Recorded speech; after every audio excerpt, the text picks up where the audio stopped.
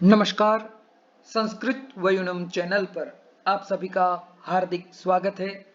यदि अभी तक आपने संस्कृत वयुनम चैनल को सब्सक्राइब नहीं किया है तो सब्सक्राइब करें संस्कृत वयुनम चैनल और पढ़े चाणक्य बने चाणक्य की इस श्रृंखला से निरंतर जुड़े रहने के लिए आप बेल आइकॉन को भी अवश्य प्रेषित कीजिए।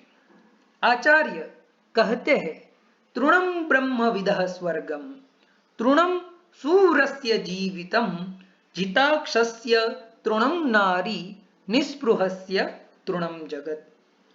किस किस व्यक्ति के लिए कौन कौन सी चीजें जो है वह तिनके के समान है, जिसमें सबसे प्रथम है तृणम ब्रह्म विदः स्वर्गम।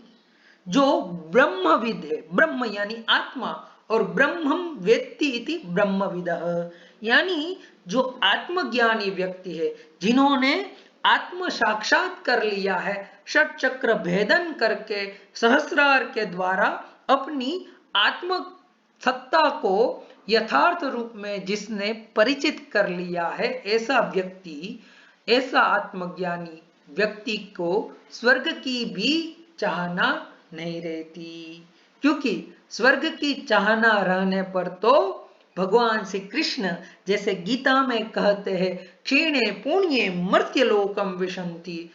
फिर से यदि पुण्य के क्षय हो जाए, अपना क्रेडिट जो है वह पूरी हो जाए, पुण्य रूपी क्रेडिट यदि खत्म हो जाए, हमारा सिविल स्कोर बिगड़ जाए, तो फिर स्वर्ग से इंद्र जो है वह फिर से हमें पृथ्वी तल पर भेज देते हैं, क्योंकि जब तक मनुष्य ने इस धरातल पर पुण्य रूपी क्रेडिट अर्जित की है, तभी तक वह उसी क्रेडिट के आधार पर वह स्वर्ग में निवास कर सकता है। जब क्रेडिट पूरी हो जाती है तो भगवान श्री कृष्ण कहते हैं, उसी प्रकार से क्षीणे पुण्य, पुण्य के क्षय होने पर वह फिर से मर्त्य लोक में यानी पृथ्वी लोक पर आ गिरता है। लेकिन आत्मज्ञानी व्यक्ति जो है, उसे स्वर्ग की कामना ही नहीं रहती, वह तो इस भव बंधन से परे रहता है, वह स्वर्ग से भी परे रहता है। वह तो सिर्फ अपने जो संचित कर्म है उसी के क्षीण हो, उसी का वह जो है वह इंतजार करता है। तो कहते हैं कि ब्रह्मविद के लिए, आत्मज्ञानी के लिए स्वर्ग की इच्छा जो है वह भी तिनके के समान है। फिर आगे कहते हैं, तृणम सूरस्य जीवितम। जो सूरवीर व्यक्ति है, जो पराक्रम संपन्न है, जो योद्धा है, उसके लिए जीवन भी तिनके के समान है। यानी वह अपनी युद्ध कला से, अपने रण कौशल से वह अपना जीवन जो है वह राष्ट्र के प्रति, मां भारती के प्रति जो है वह न्योछावर कर देता है। तभी तो वह युद्ध मैदान में, रण कौशल में वह अपना जीवन जो है उसके आगे करके शत्रुओं के सामने वह लड़ता है। आज भी हम भारत देश में देखते हैं कि हमारे कितने सारे नौजवान जो सैनिक है, वह मां भारती की रक्षा के लिए, भारत भूमि की रक्षा के लिए चहु दिशाओं में हमारी सारी बॉर्डरों पर वह दिन रात अपनी ड्यूटी जो है वह निभाते हैं, जिससे कि हम देश के भीतर हम शांति से रह सके। और कहा भी गया है, शस्त्रेण रक्षिते राष्ट्रे शास्त्र चिंता प्रवर्तते। यानी जिस देश में शस्त्र के द्वारा उस राष्ट्र के सीमाओं की रक्षा ठीक से होती हो, उसी राष्ट्र के भीतर शास्त्र की चिंता यानी शास्त्र के प्रति चिंतन हो सकता है। आज मैं बोल रहा हूं, आप सुन रहे हैं आराम से पंखे के नीचे बैठकर, कूलर के नीचे बैठकर। कब हम इतनी आराम से यह सारी शास्त्र चर्चा जो है, आचार्य की वाणी जो है, वह हम कब सुन पाते हैं? जब हमारे नौजवान, हमारे सैनिक जो है, उन्होंने के द्वारा मां भारती की रक्षा के लिए वह तत्पर है।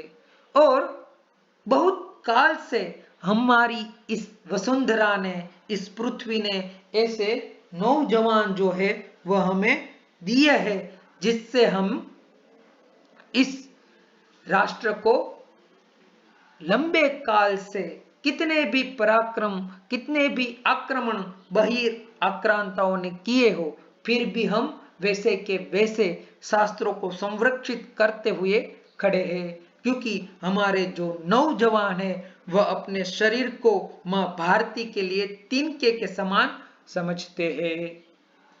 इसके बाद कहते हैं जिताक्षस्य तृणम नारी, जो जितेंद्रिय व्यक्ति है, जिन्होंने अपनी इंद्रियों पर विजय पा लिया है, वह आंखों से वही चीज देखता है जो उसे देखनी चाहिए, वह कानों से ऐसे ही सत्शास्त्र श्रवण करता है जो सुनना चाहिए। तो जितेंद्रिय व्यक्ति के लिए नारी जो है वह तिनके के समान है। यहां पर काफी बार कई लोगों को लगता है कि यहाँ पर नारी जन की निंदा की गई है, लेकिन ऐसी कोई बात यहाँ पर नहीं है। यहाँ नारी जो है वह एकमात्र उपलक्षण है।